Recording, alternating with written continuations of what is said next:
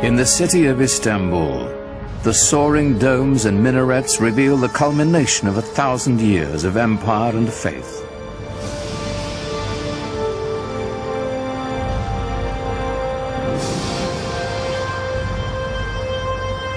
Here in the 16th century, Islam would be transformed into a world power, ambitious and imperial.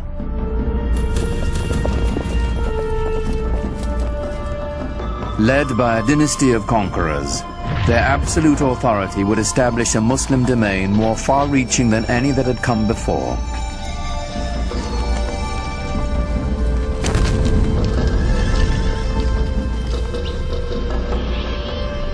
They would take their empire to the very gates of Europe, inspired by their greatest leader, Suleiman the Magnificent.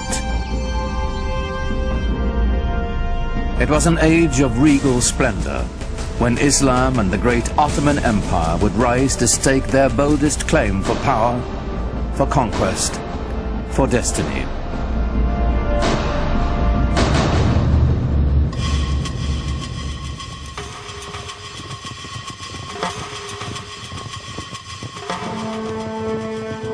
The Ottoman Turks began as a nomadic people from the steppe beyond the Aral Sea. For centuries they had wandered present-day Turkey looking for new pasture lands.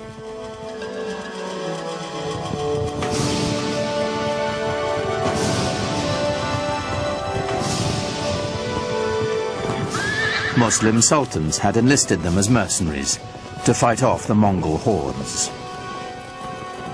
But in the upheaval following the Mongol invasion, the Turks began to stake out their own territorial claims. From their ranks emerged a warlord of legendary ambition. His name was Osman Bey. It's said that Osman had a miraculous dream of a magical tree whose many branches foretold his siring a powerful lineage.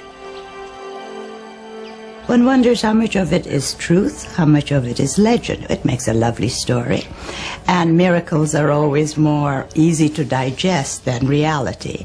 I don't think he realized that he was setting up such a fantastic dynasty, a dynasty that was to rule the crucial link between 3 continents. The followers of Osman became known as Ottomans. They considered themselves warriors for the faith, or Ghazis, whose destiny was to bring Islam to the world. Ghazis were somewhat like freelancers who moved the empire forward, either for ideology, theology, or for the sake of pure conquest. They were probably very brave, never thought about themselves or any harm that could come to the group by going into dangerous conditions. But it made the Ottoman Empire almost fearless, going into regions that nobody had been there before. For the early Ottomans, the direction of expansion would always be to the west, for good reason. They could not expand to the east or to the south because those were controlled by their brothers, the Turkoman emirs, the Muslims, and a Muslim should not be fighting against a Muslim, so they said at the time. So the only place he could expand was towards the Christian territories westward. Osman's warriors moved to the north and west across the Anatolian plateau, into territory controlled by the traditional Christian power in the area, the aging Byzantine Empire. By Osman's time, the 1,000-year-old Byzantine Empire was reaching the end of its age, dwindling to an isolated stronghold in Eurasia.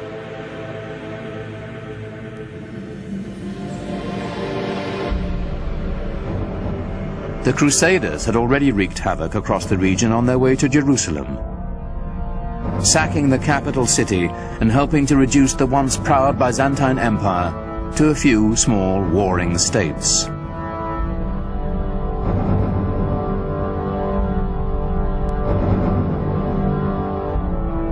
The Ottomans quickly overran these splintered Byzantine factions, uniting northwestern Anatolia into a single domain. In 1326, the Ottomans took the powerful Byzantine city of Bursa, a victory that would change the character of the Ottoman Turks forever.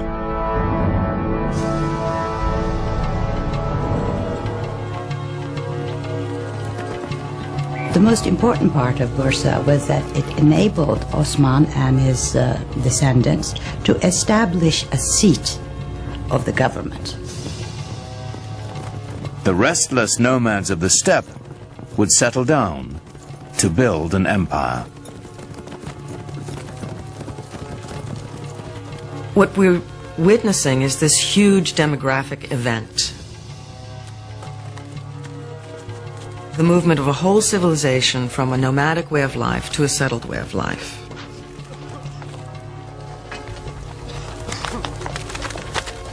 Now, when the Ottomans took Bursa and set it up as their capital, they were very concerned to establish themselves as the rightful standard bearers of Muslim civilization. Civilization meant organization, and the Ottomans set out to manage the vast regions they now controlled. Leaving the Byzantine clerks in place, they began to organize the new empire. First and foremost, taxation and record-keeping. The word bureaucracy has since lost its noble connotations. Yet this was a great innovation, as ambitious as any triumph in battle. The Ottomans are known for including and synthesizing the cultural elements through the lands that they passed. They are known for creating structures by which the peoples who lived there before could carry on their lives and their beliefs in the way that they chose. In fact, the Ottomans had fewer conflicts with their Christian subjects than those of their own faith. Muslim adversaries intent on challenging Ottoman rule. One of the bureaucratic, or let us say management problems facing the Ottomans was that there were still rival Muslim sort of proto-kingdoms around them. I mean, they were conquered by the Ottomans, but they had old grudges to bear. And they had certain claims to dynastic glory of their own, and they were constantly worried about these old Muslim families rising up and creating a rebellion. And so the story goes that they felt it would be imprudent to have the army made up of these sorts of people.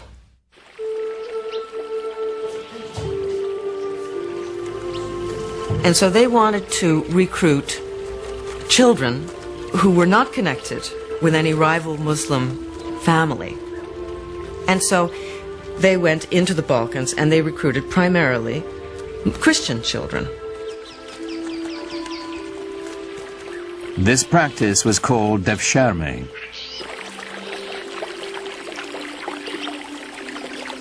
The young boys were technically slaves of the Sultan, but they weren't treated like slaves.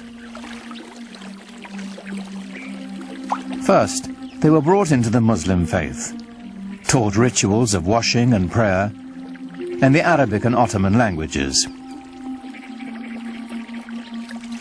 This served a political as well as a religious purpose. Through the devshirme system, the Ottomans could create a caste without any conflicting loyalties to tribe or family. The children had such great future that a lot of the times Turks or even Muslims pretended that their children were Christian born and would register them with the devshirme officials.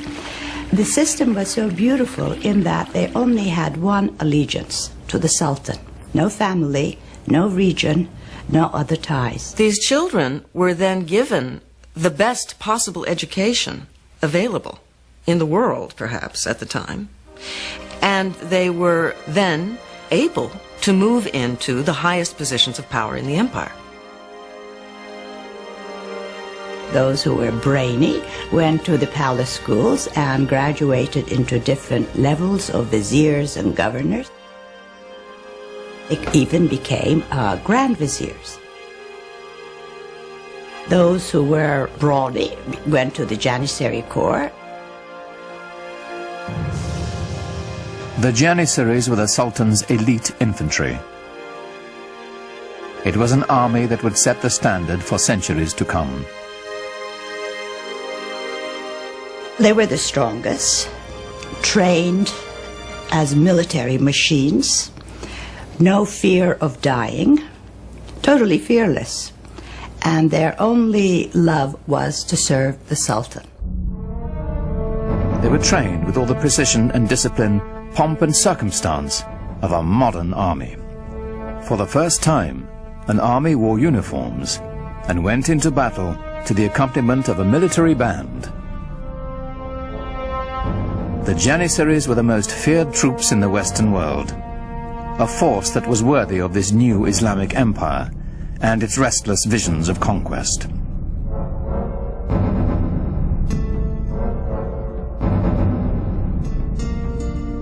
By the middle of the 15th century, the Ottoman Empire spread from present-day Turkey, known as Anatolia, deep into the Balkans, with one critical exception.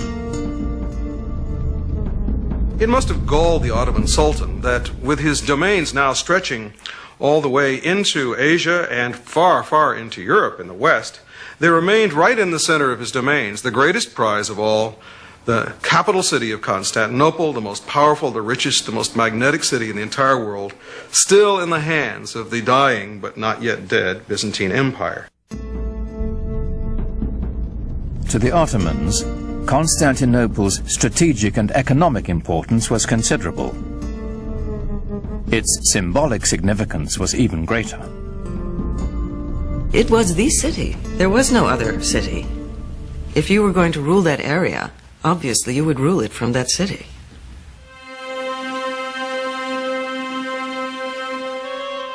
It's said that the goal of laying claim to Constantinople was decreed by Muhammad himself. Every Ottoman ruler since Osman had wanted to seize the city, but it had always remained firmly in Christian hands.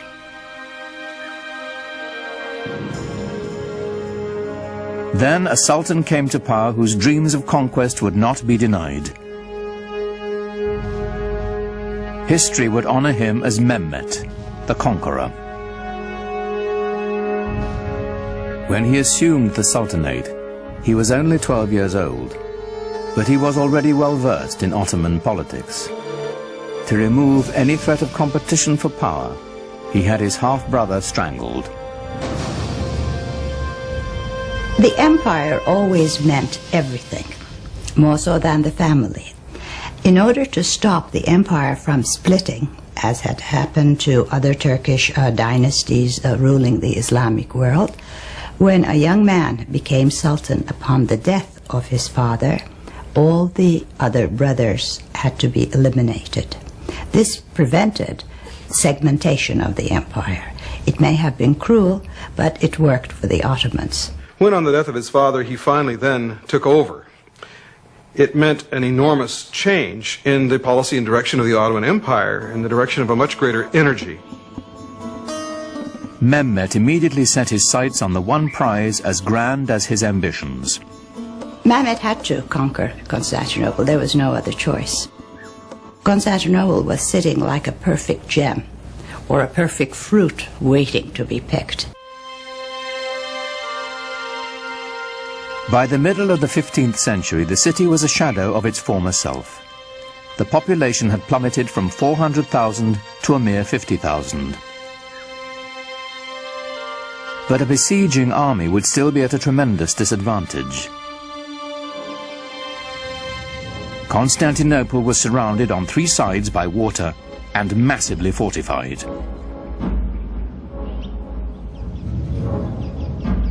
It was encircled by a triple ring of walls nearly 100 feet high and 30 feet thick. And they had already stood for 1,000 years. But Mehmet had an answer for these walls. And part of the military superiority of the Ottomans came from their sophisticated and diverse use of the possibilities of gunpowder.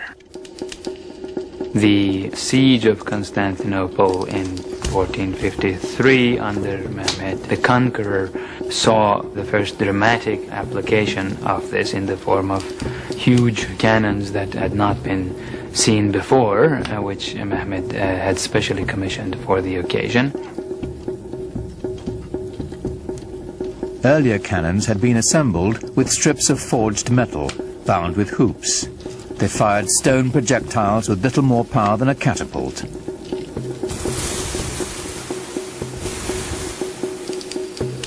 A new breed of cannons could be cast of solid bronze and packed with enough gunpowder to propel metal cannonballs with staggering force. But Mehmet was not staking his hopes on cannon alone. The mile-wide channel of the Bosphorus Strait was all that connected the city to the Black Sea. If he could cut it off, Constantinople would be at his mercy.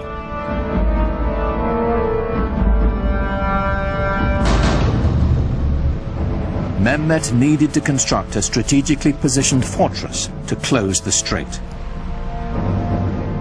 He built it right in the shadow of the great city walls.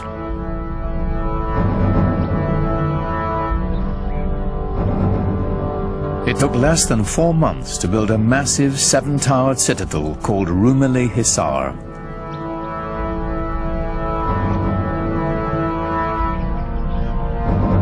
Mehmet himself is said to have carried stones during its construction.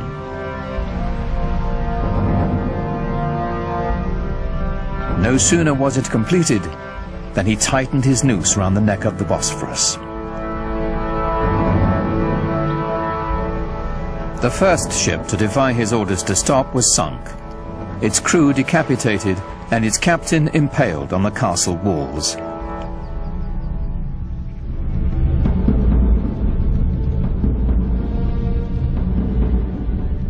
To stop Mehmet's ships from approaching, the Byzantines strung a massive chain across the strait. On April 22nd, 1453, the besieged city watched in horror as Mehmet's troops hoisted 70 of his ships ashore, sliding them over land on greased planks past the barrier chain.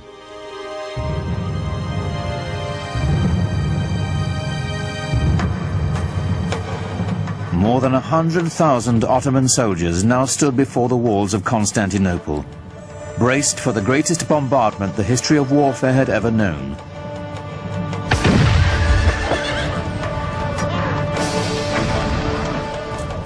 Under relentless fire, the city's 7,000 Christian defenders held out for nearly a month. In desperation, the Byzantines who occupied the city appealed to their fellow Christians across the continent for help. But of course, Europe in the 15th century was completely incapable of mounting any kind of a concerted opposition to the rising Turkish threat in the east.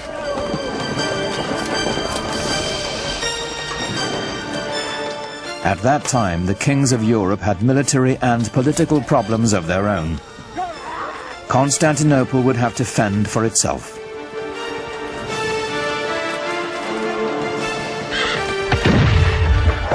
Shortly before dawn on May 29, 1453, the Turkish army breached the walls of the city.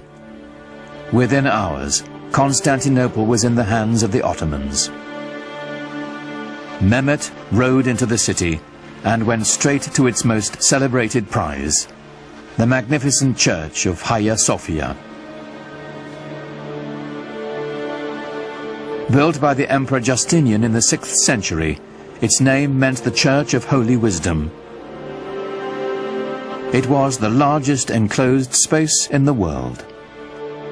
Surely other groups of Muslims and the Ottomans themselves had come across many, many churches. They had seen churches before. But they had never seen anything, nobody had ever seen anything like Hagia Sophia.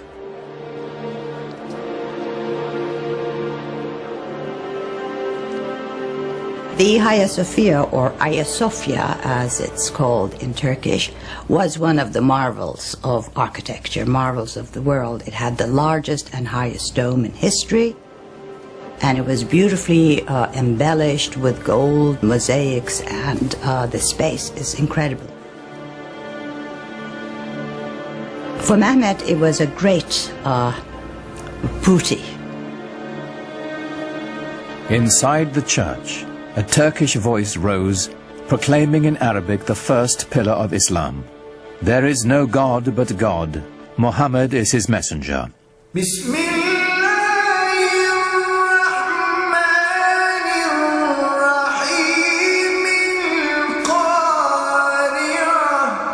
single greatest church in Christendom was now a mosque.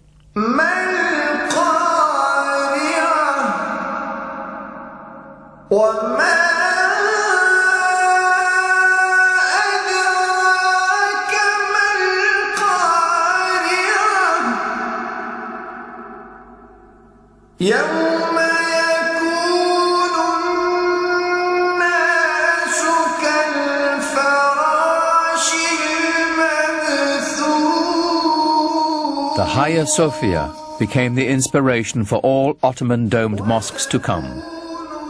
But none would ever match its size and scope, and it belonged to Mehmet the Conqueror.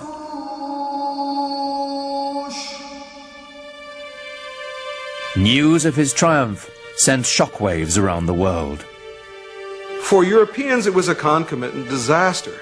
Constantinople was, after all, the new Rome. It was Constantine's capital city. It was the symbol of Christian dominance in the East.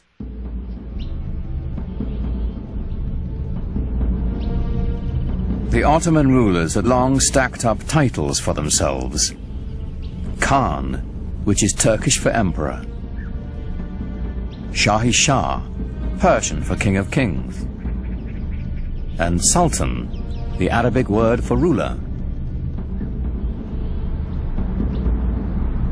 But now, with all the former Byzantine Empire under their command, Mehmet and his successors claimed yet another title, Holy Roman Emperor. The Ottomans had reached the gates of the West and were poised to push on towards what they now claimed as their ultimate destiny, the conquest of Europe. That quest would fall to the most legendary Sultan of all. He was born at the beginning of the 10th century by the Muslim calendar, and he was the 10th Sultan descended from Osman. He was a child of destiny, whose greatness was expected. In the parlance of the day, he was the Sahib Quran, the universal ruler, the master of an auspicious conjunction, whose coming has been foretold, whose identity is confirmed astrologically. His name was Suleiman, after Solomon, the wise king of the Old Testament. The Ottoman Empire would reach its apex under Suleiman's reign. Suleiman was extremely well educated. He was trained to the Sultanate from the day he was born. As a young prince, he formed a relationship that would have a tremendous impact on his life and on the empire as well. And when he was still a crown prince, he also developed a great friendship with a convert, a Greek convert who took the name Ibrahim. The two were very close in age and apparently very close in other ways, personally, intellectually, educated together to a certain extent. And as was common practice, when Suleiman acceded to the throne on the death of his father, he took his faithful Ibrahim with him to Istanbul. Suleiman was 26 when he took the throne, determined to make his mark on the world, as soon as his ministers would let him. In his early years, Suleiman had to contend, for example, with grand viziers and generals who simply refused to obey him, feeling apparently that here was a 26-year-old kid who had never seen very much in the way of action and hadn't done very much to show that people ought to, in fact, obey him. The way to prove his mettle was on the battlefield. Every new sultan was expected to begin his reign by expanding the empire. Ottomans now controlled Kurdistan, Egypt, and the holiest cities of Islam, Mecca and Medina. Suleiman set his sights on Belgrade in Hungary, the stepping stone to Europe. He was the head of the Ottoman dynasty, and he had certain duties to perform.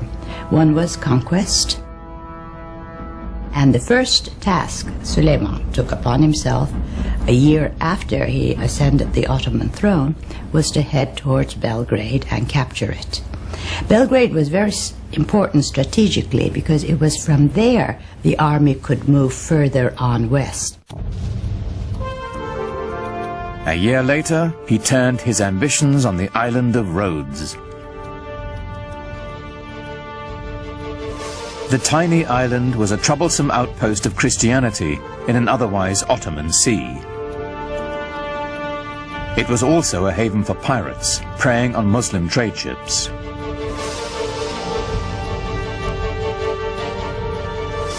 The 50,000 defenders of Rhodes manned one of the strongest forts in the world. Suleiman decided on a tactic other than relying on gunfire from his huge cannons. A new tactic, seldom used until that time. The Ottomans are the first major force to actually develop new ways of harnessing gunpowder to the cause of military expansion in creative ways. Ottoman sappers dug out a series of 50 tunnels near the base of the fort so they could mine its foundations.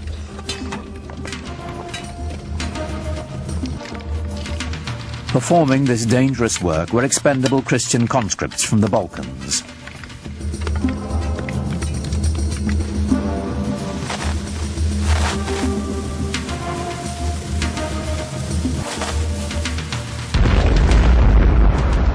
The resulting explosion signaled a furious 6-hour Ottoman assault.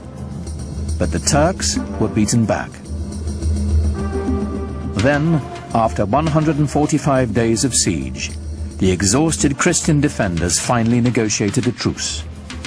The Ottomans had won.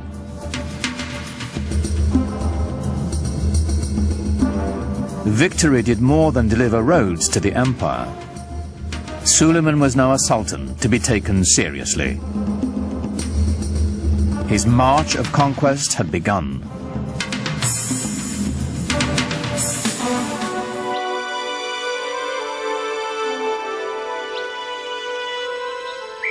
Europe grew to fear the name of Suleiman. But within his own borders, he had another reputation. Islamic history remembers him as Kunan, the lawgiver. Ottomans were really bureaucrats in full sense of the word. They kept every single record, and in order to control the different peoples who participated in the world of the Ottomans, they had to have very carefully sorted out legal systems. Under Suleiman, a single legal system was defined for the sprawling empire. His laws would later become the basis of constitutions for several other nations. Well, Suleiman was the supreme monarch of the area. He was the center of the world.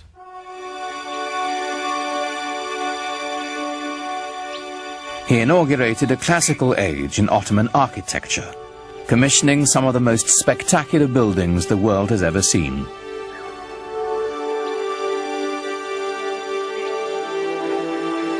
Suleiman was in a unique position of wealth and of consolidation, and he focused his attention on developing monumental architecture to commemorate his great dynasty and himself. Great religious architecture can really give people a sense of what is at the heart of the faith. Grandeur and majesty are the things that come to mind when Muslims think about God. A building that is grand and majestic can immediately remind people of the glory of God.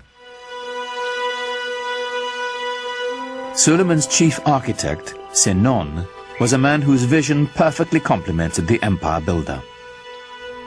Sinon perfected the signature structure of Islam, the domed mosque. His career spanned half a century and produced well over 300 buildings, including the refurbishment of one of the most important monuments in Islam, the Dome of the Rock in Jerusalem. But for the Sultan, of course, he built his masterpiece, the Süleymaniye Mosque in Istanbul. It is truly befitting Sinan, who is called the Great Master. These buildings were horrendously expensive, huge things that took many, many years to build, and a great deal of architectural talent and engineering skill and engineering experience.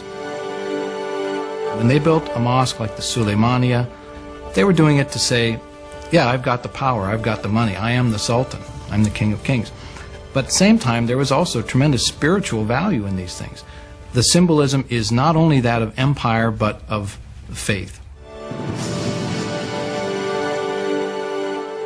In the spirit of Muhammad's teaching, the Great Mosque was a center of social services, complete with a hospital, school, and library. At its inauguration, it's said Suleiman gazed at it with awe and exclaimed, "O Solomon, I have surpassed thee."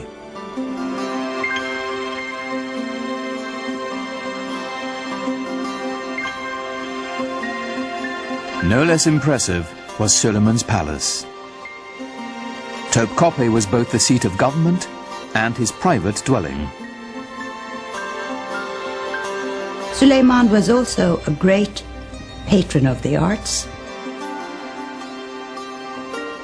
And since the empire was very rich, the best artisans were there. So everything started flourishing. The architecture or the art of his period show the first golden age of the Ottoman world.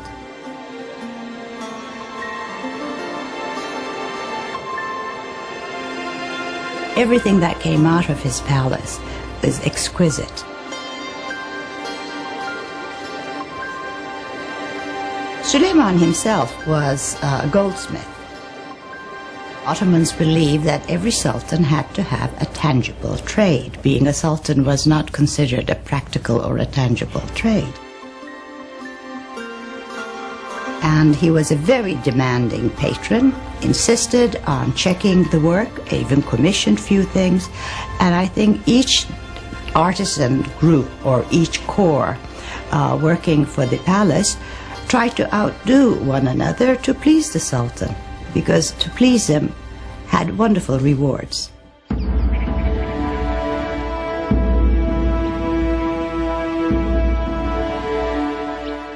And the Ottomans, of course, exercised quite a lot of influence on the European imagination, and the royal and the political, if you will, ceremony and pomp of the Ottomans was such that it would have humbled any citizen of the known world then.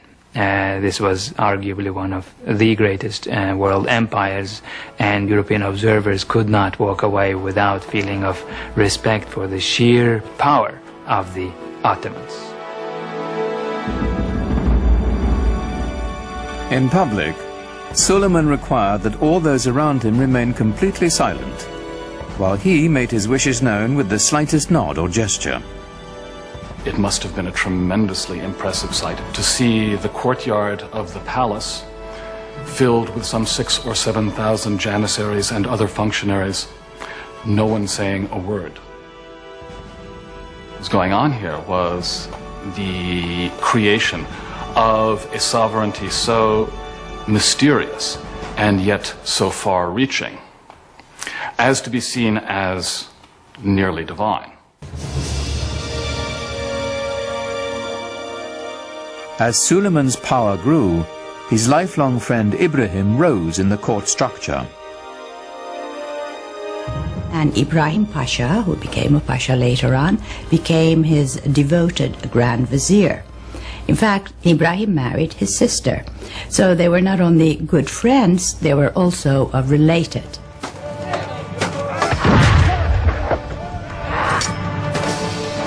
Ibrahim campaigned with his own army, growing in influence and ambition, till his power was second only to Suleiman's.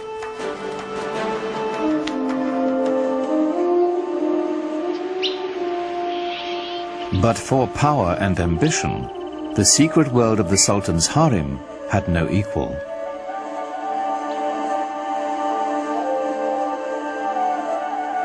Contrary to the Western stereotype, it was not the Sultan's playpen, but lay at the center of dynastic power. The harem was the private quarters of the Sultan. We tend to think of the harem as where the women live, but what it means is the place where you're not on display. Home is what it means. Islam allowed the Sultan 4 wives and many concubines. It was a system designed to produce heirs, is what it was. When you look into the actual details of how these things were carried out, it was hardly anything terribly erotic. I mean, the Sultan did not have much choice in his selection of female companions. The Sultan was not in a position to look around and say, I want her, you know, because his mother would have a lot to say about it.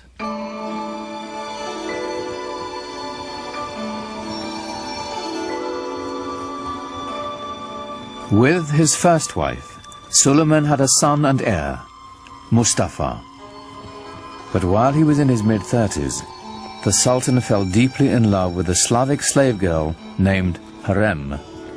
In the West, we know her by a different name, Roxolana. Roxolana would bear him a rival heir and become Suleiman's most trusted confidant.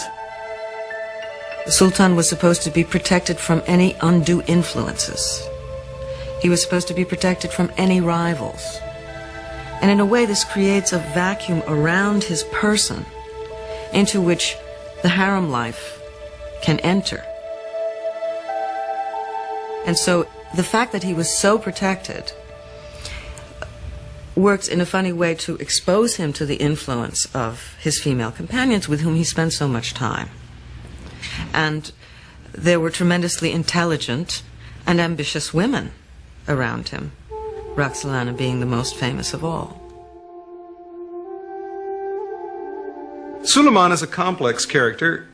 A man that we know from his own life was capable of the tenderest emotions, both toward his male friends and especially toward the great love of his life, his wife Hürrem Sultan, and toward his family as well. He had a number of extremely talented sons on whom he lavished a great deal of affection. Suleiman groomed his firstborn son Mustafa for power.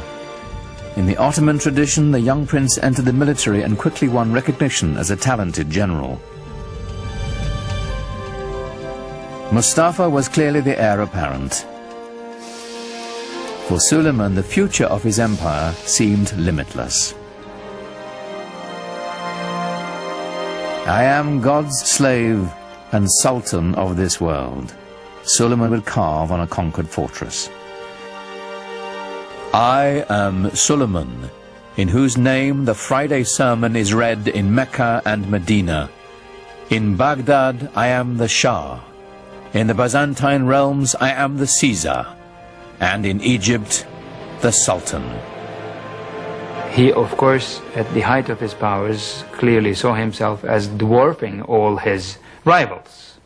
Perhaps rightly so. One of Suleiman's greatest rivals was to the east, the empire of the Persian Safavids. This was a Muslim enemy whose rival creed made them fierce antagonists of the Ottomans for centuries. The Safavids were also Turkic in their ethnic origins, and indeed spoke Turkish as a language of daily life.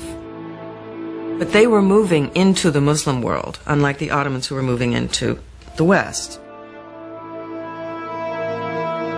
So for the Ottoman Empire, they formed sort of the boundaries, the easternmost boundaries of the Ottoman realm.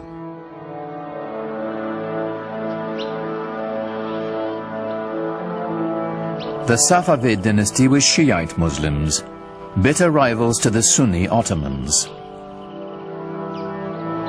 According to the Shiites, a leader had to be designated by his predecessor and had to be of the family of Muhammad. According to the Sunni view, it was not designation that was necessary, and a person could be a leader of the community without being a direct descendant of Muhammad. This challenge to legitimacy is the basis of the Shiite-Sunni split, a bitter division that still separates the Muslim world to this day.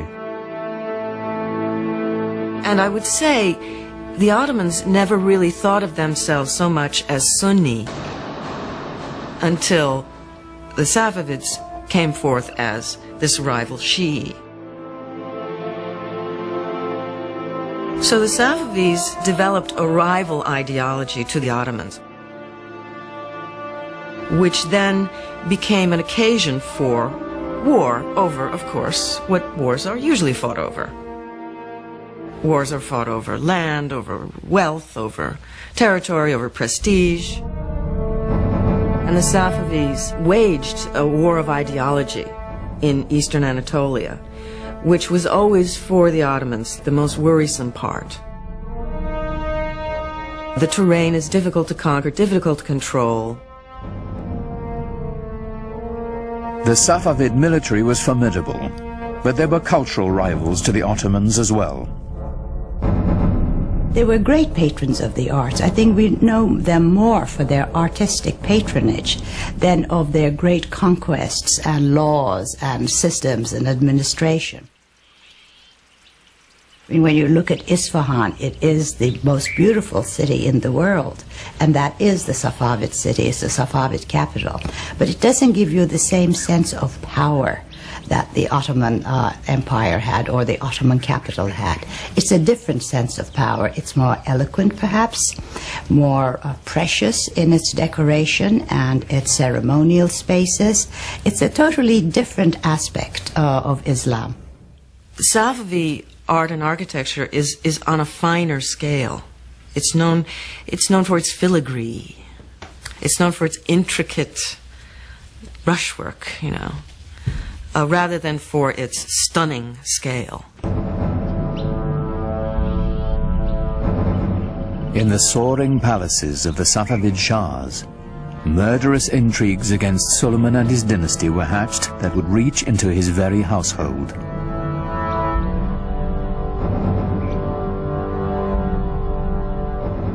But Suleiman's eyes were on the west, where a fragmented and vulnerable Europe awaited his conquest. The Ottoman Empire encompassed everything from Egypt to Kurdistan, and he now had Hungary as well. But he had ambitions of going beyond that and actually bringing the larger portions of the world known to him, if not all of it, under his control. Suleiman's next step would be Vienna. Its conquest would drive a dagger into the heart of the European Habsburg Empire and open the way to the west. But as the heavily armed Ottomans set out for Vienna, the weather turned against them. The heavy cannon that had swept the Ottomans to victory after victory bogged down in the mud.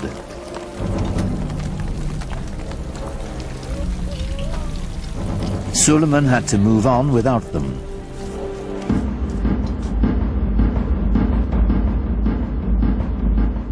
With only light artillery, the Ottomans relentlessly shelled the city.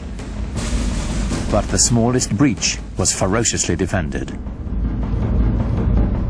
After a lengthy siege, with winter fast approaching, Suleiman withdrew his forces. He was not concerned. He was sure he would return soon enough. He never did. Suleiman's failure to take Vienna was pivotal for Europe. It was the first major defeat. After a long time, the Europeans had been losing and losing and losing. And this was the dawn of a new day for Europe. But Suleiman had little to fear from Europe. Rival Muslim Safavids and his own family would bring the cruelest of sorrows to the Sultan, and ultimately to his empire as well. Suleiman, in some ways, serves as a sort of epitome of the 16th century idea of the wise and just ruler who was at the same time a very tragic figure.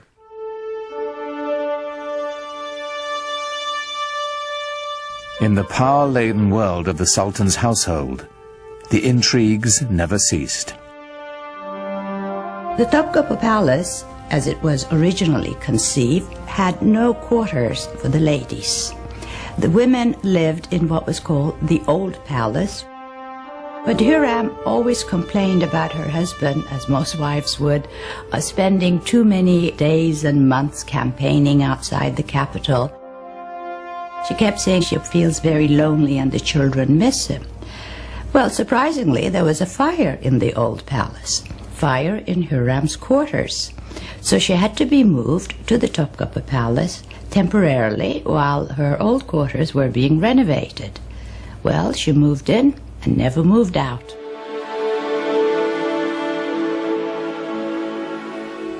Now Hürrem was at the center of power, promoting her own son as heir apparent and immersing herself in a web of deadly gossip and suspicion.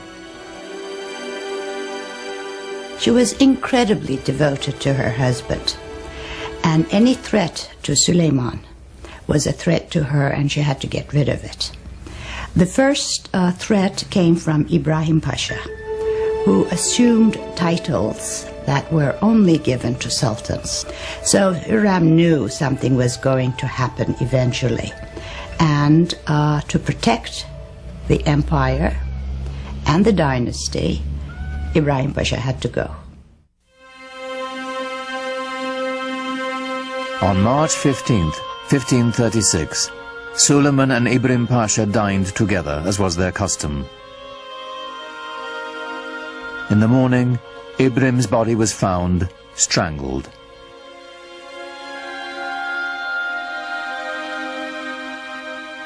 But Suleiman's desolation and loss had only begun.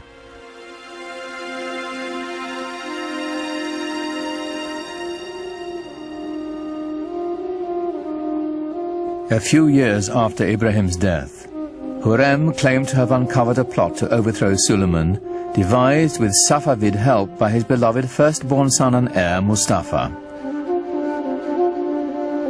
This is a continuous problem in Ottoman history, sons trying to eventually replace their father. This happens in monarchies. Succession could become a problem, and it was an acute problem, and Suleiman had his share of it and perhaps did not always play his hands right.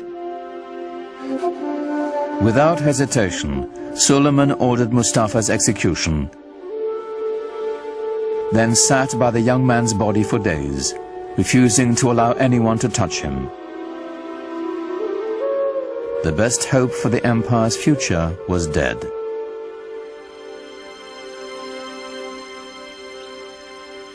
When Hürrem herself died the following year, Suleiman fell deeper into despair, finding solace in his poetry. Most of the poetry, I think, was written after he lost his wife, since he talks about the loneliness of being in office, that he has nobody left anymore, and he's dying to join her. Even if your reign on the imperial throne seems everlasting, don't be taken in. One day a hostile wind will blow, and bring to your land of beauty heaven's misfortune and deepest suffering.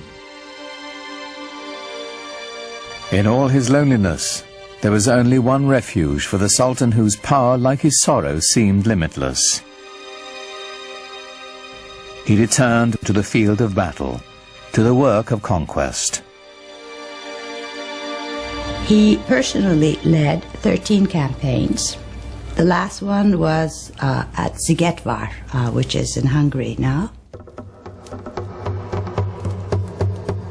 I think he knew that this was going to be his last campaign. He personally led it, knowing that he would not come back alive. In 1561, the man who had ruled the empire longer than any other died in his grand war pavilion, surrounded by his generals. He was 67. No Ottoman Sultan would ever achieve his greatness again. The nexus of world power would move from the Mediterranean Sea to the Atlantic Ocean and the New World, slowly leaving the Ottomans behind.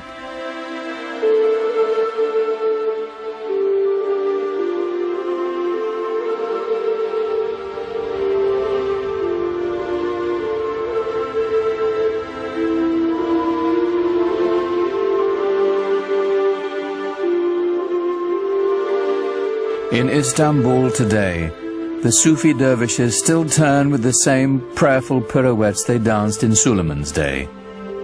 It is a meditation in motion, whose mystic origins go back even further, to the time of the Prophet Muhammad. You have become the best community ever raised up in mankind, the Quran assures all believers. Enjoining the right and forbidding the wrong, and having faith in God. Islamic and Western civilization have the same roots. They're dawning in the Fertile Crescent. The monotheism of the Jews and Christians.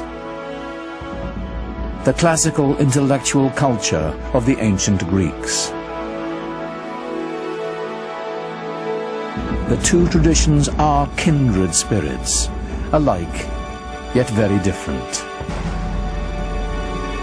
Islam's legacy is intertwined with the West's, and to the billions of Muslims who make it the second largest religion in the world, it is a living legacy. An elemental part of the great human venture that is world civilization.